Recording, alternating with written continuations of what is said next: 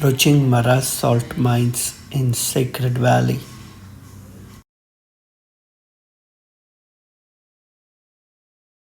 The Mara's salt mines are believed to have been built by the Wari civilization, which predates the Inca Empire.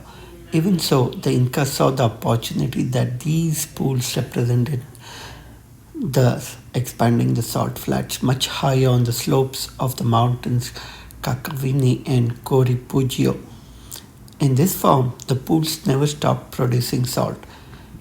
Even during the colonial times, the descendants of the Inca Tupac, Inca Yupanqui, were in possession of the vast majority of the mines.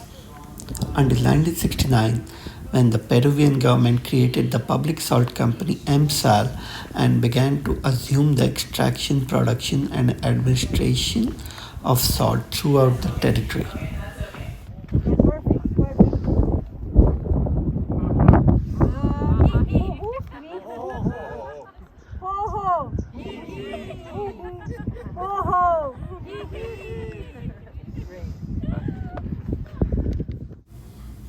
However, since 1980, two local communities, Maras and the Pichingoto, now manage the salt mines, the pools. They extract, refine, and sell the salt.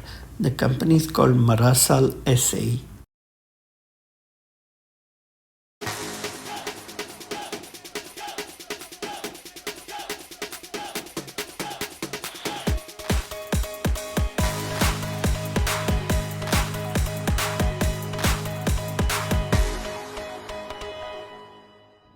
Or 5 pools, depend how big is the family. Okay, so they are going to take the water, going everywhere to every pool, and then they are going to put in this pool like 5 centimeters or 7 centimeters with water.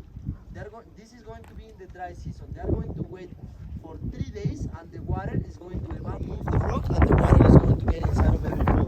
If you see the caraves, they are going everywhere, right? Because we have salt thanks to the water which is coming from the mountain. Remember, that is the source. The source of salt is going to be the water. So what happened? The first layer in a month, the first layer of salt that they are going to get is going to be white salt. The second layer is going to be the pink one, because it's closer to the ground. Hoe zien we het afstand?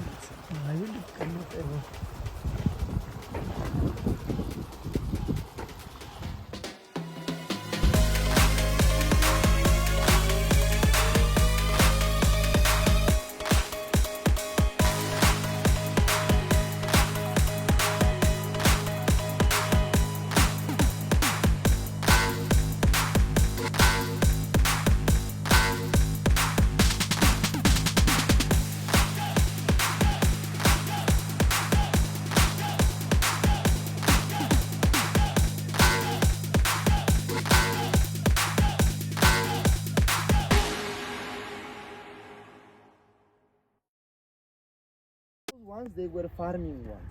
What happened, señores? Incas in the past, they used to use Moray as a laboratory. So they are going to work with different seeds, moving them from one terrace to the next one in order to adapt them to a different kind of elevations and microclimates. So just making those circular terraces here, señores, Incas, they were able to develop more than 20 microclimates. That means that if you are at the bottom of the terraces, you are going to have a different kind of environment than the big ones that they are on top of the terraces, right? So that was the way for Inca, señores, to start with some seeds, to adapt them and try to make them. All of them, actually, yeah, we used to have one town in Ecuador, and the capital was in Cusco.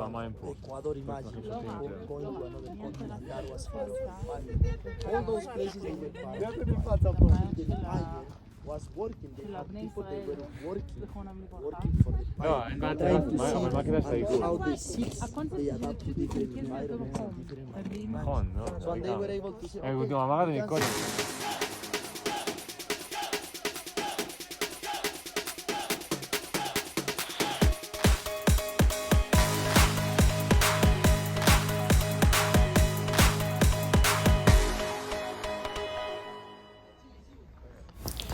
This place is Ollantaytambo, Ollantay is the name of a general who was with the Incas.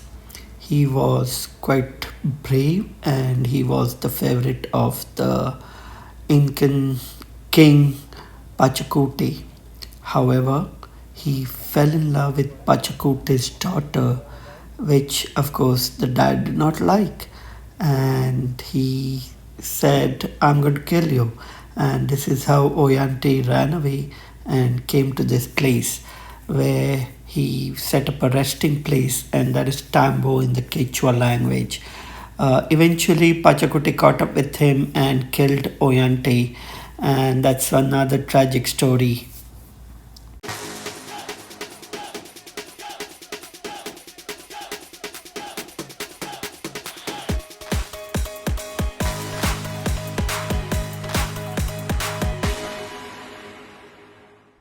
Ollantay was the general of Pachacute. So thanks to this Ollantay, Pachacute won many wars. That is why Ollantay was a pretty important general of the Incas time. Ollantay Tambo. Tambo means resting spot, and Ollantay was the name of the general. We will say that the name of the place is going to be translated like the resting spot of Ollantay, this general, okay? The whole place was divided in different sectors. We have the urban sector in the other side where we have the main square. Do you remember? We passed the main square, and this was the religious place, okay? So the stuff that we're going to see, the remains that we're going to see up there in that mountain, right there in front, they were colcas. What was a colca in the Incas time, señores? Was a storage room for food. So in the Incas time, señores, they didn't have refrigerators. How was the way for the Incas to keep food fresh? Was using those colcas.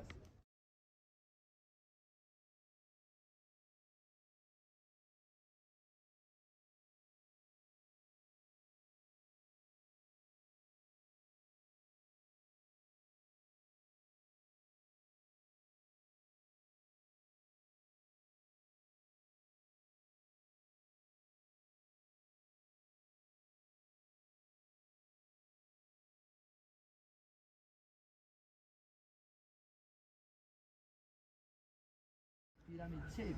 So it is triangle because they are going to follow the shape, the geographic shape of this mountain. So we were saying, señores, that Incas they used to make terraces for different reasons. Farming terraces, retainer walls to avoid erosion of the mountain, and terraces for decoration. In this case, those terraces here, señores, they are working as a retainer walls in order to avoid the erosion of this mountain. So they build those kind of terraces. So, señores, Ollantay, this is relative, maybe a daughter, not daughter, maybe a sister, or sometimes something close, someone from the family. Because for the Incas, the way to keep the royal blood, to preserve it, was to have relations. Some of them, they were just in process to move from here all the way up to keep building the temple that we have in the upper part. Keep going here, I will show you some of those stones. How do you think they are going to make something like this in the past? If they didn't have the technology, they didn't have iron. How you are going to be able to do it like pretty, like perfect. You can see how perfect they were cutting the stones. So they were amazing, have transportation, no cargo animals, everything was human power. So the way to cut those stones, actually the biggest, let's say, you have big boulders, big stones, right? The way to cut them was taking advantage. And imagine how hard or how long it's going to take for people. And then try to imagine to transport just this stone from this spot, like for maybe 5 kilometers. How was the way to move this stone?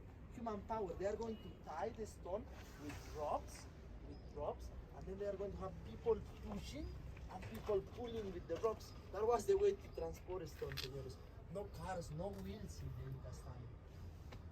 And this is amazing, señores, because National Geographic, when they came here to Ollantaytambo, because we have many of these stones in the other side and also going to the plaza, so National Geographic, they wanted to have an experiment, trying to move the stone like in the Incas. This guy, he was watching how those guys, they were trying to move the stone, and he said, okay, that is the way to move the stone, but you are missing something. And people from National Geographic, they asked to this guy,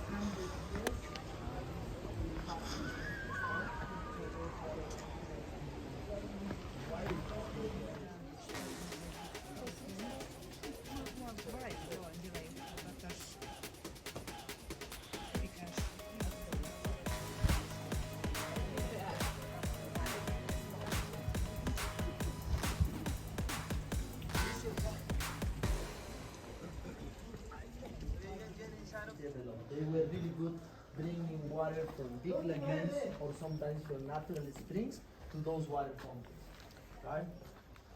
So what happens here is in pretty religious places, water fountains are going to be to clean yourself.